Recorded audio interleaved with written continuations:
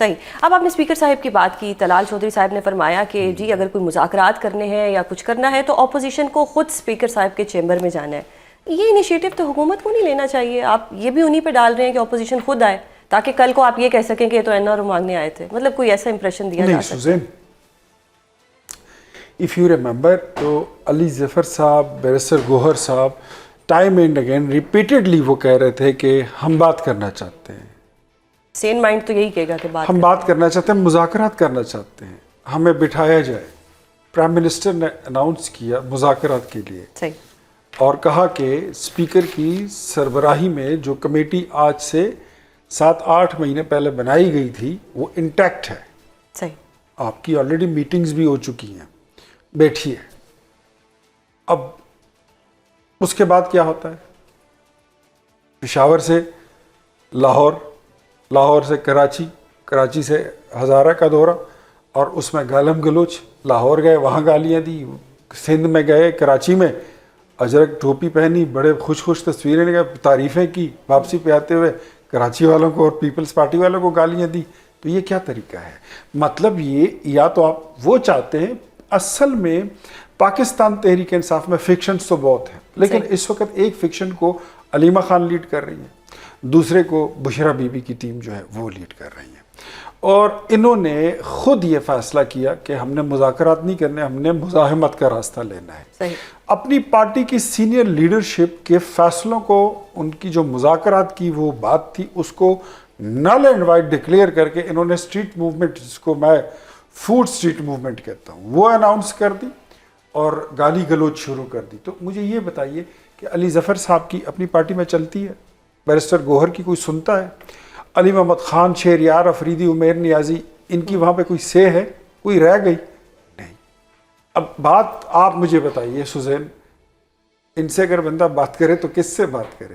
کوئی چھوٹا بڑا تو ہے نہیں. صحیح. یہ تو مطلب ایسے جہاں چھوٹے ہیں وہ بڑے بن جاتے ہیں, جو بڑے ہیں ان کو یہ لوگ فائٹ کر دیتے ہیں. اب یہ ایک نئی جوڑی بنی ہے دو اپوزیشن لیڈر کی, سین مائنڈ ہے, یہ مفاہمت کی بات کرتے ہیں, یہ مذاکرات کی بات کرتے ہیں. اب ایک وہ فوڈ اسٹریٹ والے ہو گئے, ایک یہ لوگ ہو گئے.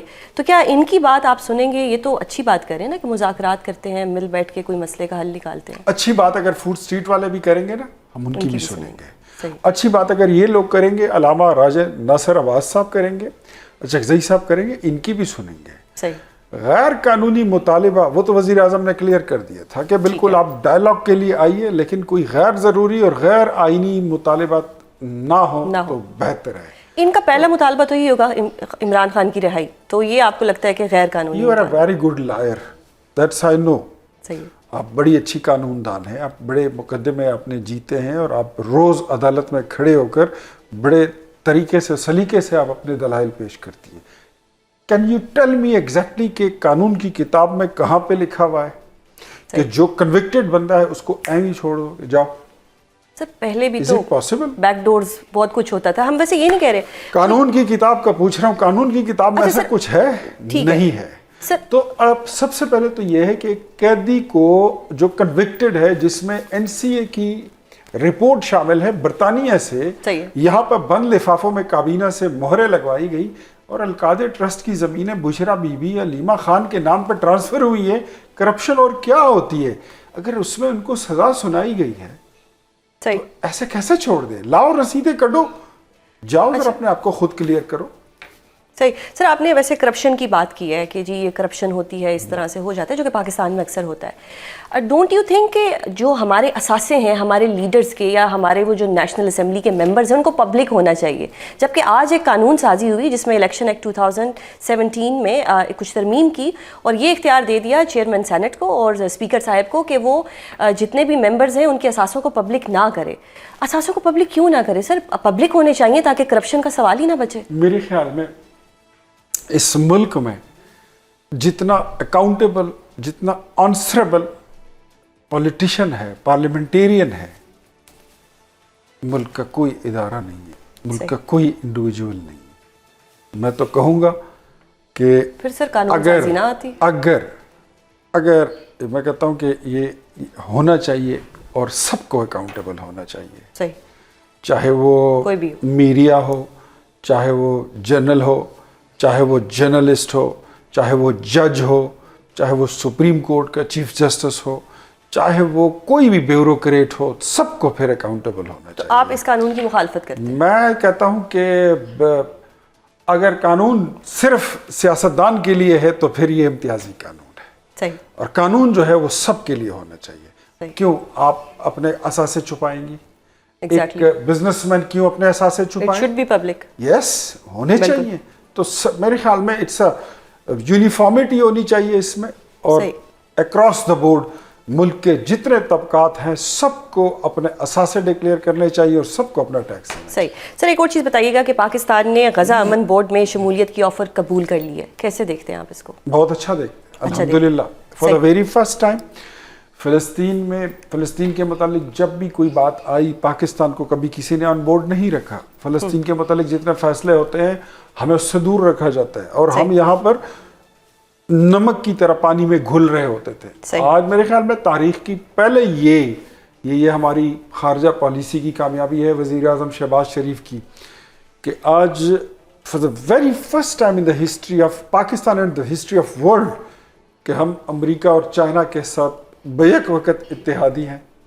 آج ہم سعودیہ اور ایران کے ساتھ بیک وقت ہم اتحادی ہیں.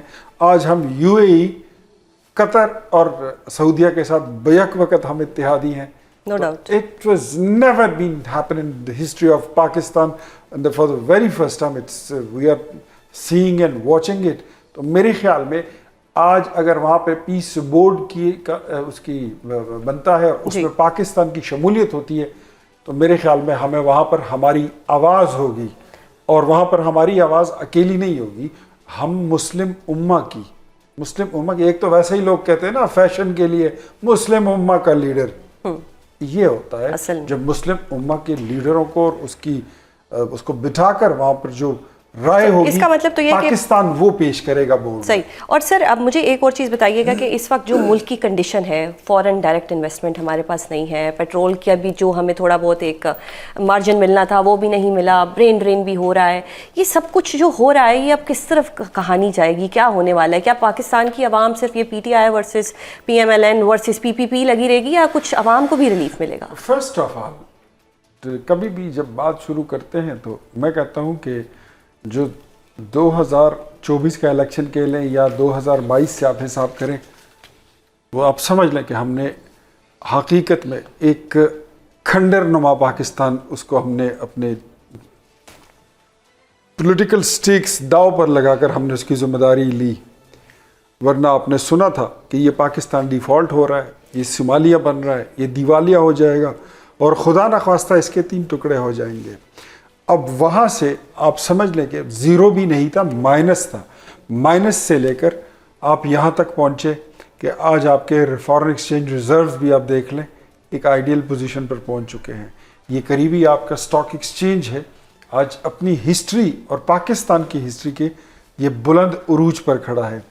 اگلا آپ کا جو آنے والی خبریں ہیں تو اگلے جون تک آپ کے پاس بہت ساری انویسٹمنٹ جو ہے وہ پہنچ جائے گی. میں اگر آپ کو یاد ہو تو پچھلے بجٹ میں نے آپ کو بتایا تھا اس سے پہلے کہ ہم آپ کی تنخواہوں پہ لگنے والا ٹیکس جو ہے وہ اس کا وزیر اعظم نے نوٹس دیا تھا, وہ ہم نے لے لیا تھا واپس, اور اب اگلے بجٹ میں ہم آپ کو بہت زیادہ ریلیف دیں گے.